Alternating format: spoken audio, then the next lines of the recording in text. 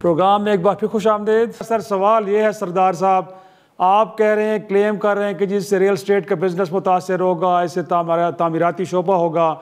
Sir Islamabad में अब भी आप अगर प्लॉट ख़रीदने जाएँ तो आपको 6 माह बाद एक नई कीमत नज़र आती है कि रेट बढ़ गए हैं।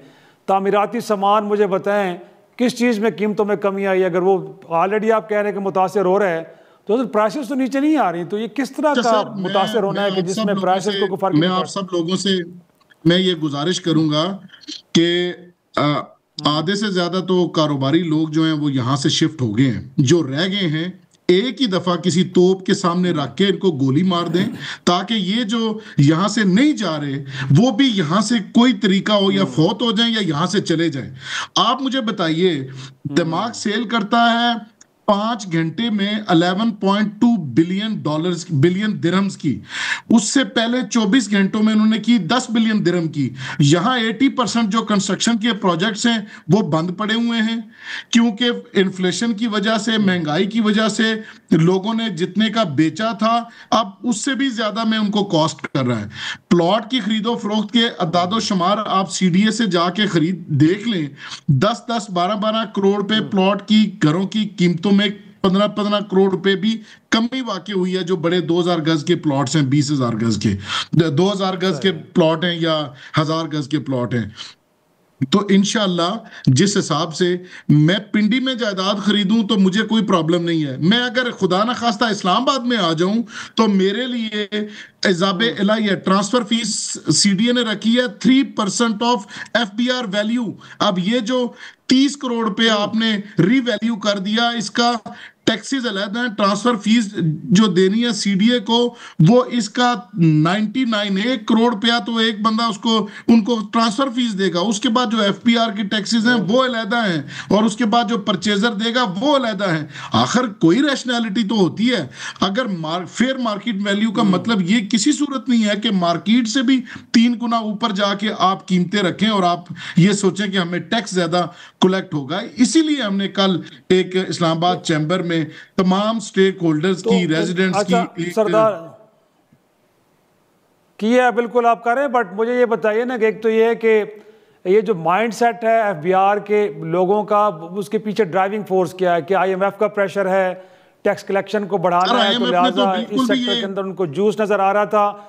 अच्छा, एक तो ये, दूसरा ये बताइए कि वे फॉरवर्ड क्या है? अब आप क्या करने जा रहे हैं? गोया कि कोई एंगेजमेंट हुई है एफबीआर के साथ, वो थोड़ा सा आपके कंसर्न्स को जायज़ मान रहे हैं, इसको एड्रेस करने की भी कोशिश हो रही है कि नहीं हो रही?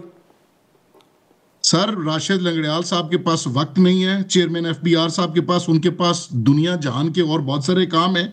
बिजनेस कम्युनिटी का ना उनको कोई ख्याल है, ना उन्होंने उनके साथ एंगेजमेंट करनी है, ना चैम्बर्स के साथ, ना बिजनेस कम्युनिटी के साथ। ये जो माइंड सेट है वो बिजनेस कुश माइंड सेट है, और हम इस माइंड सेट को किसी सूरत मानने को तैयार नहीं है।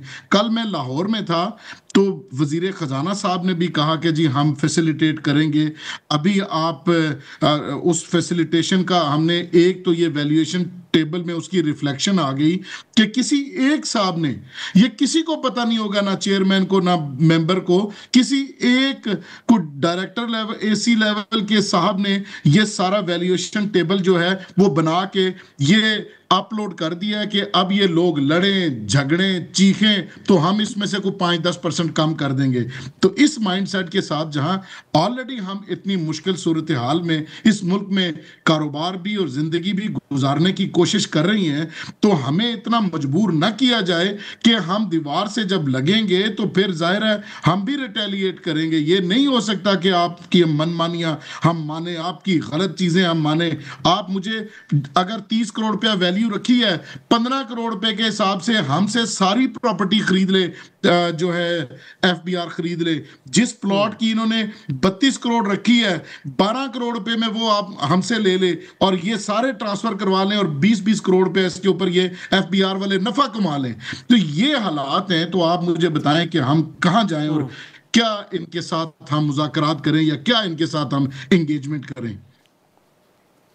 बहुत शुक्रिया सरदार ताहिर, सदर Islamabad chambers of commerce and industry. नाजरीन, ताजर बिरादरी के कंसर्न्स आपने सुने। आज के प्रोग्राम का यहीं पे अख्तिताम करते हैं। इजाज़त दीजिए, खुदा हाफिज़।